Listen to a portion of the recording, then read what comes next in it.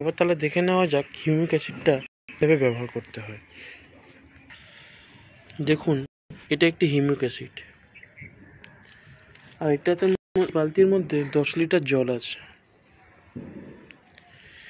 আমি এই 10 লিটার জলের মধ্যে 5 গ্রাম হিউমিক অ্যাসিড মেশাবো। এবার ধরুন 4 গ্রাম আছে, আর 1 গ্রাম মতো মেশাবো।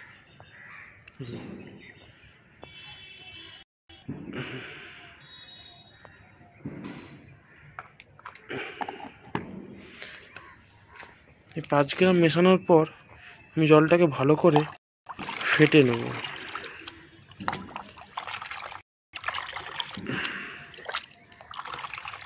আপনাকে গোলাপ গাছ করতে হলে আপনাকে আপনার গাছে প্রত্যেক সপ্তাহে এই হিউমিক অ্যাসিডটা ব্যবহার করতেই হবে।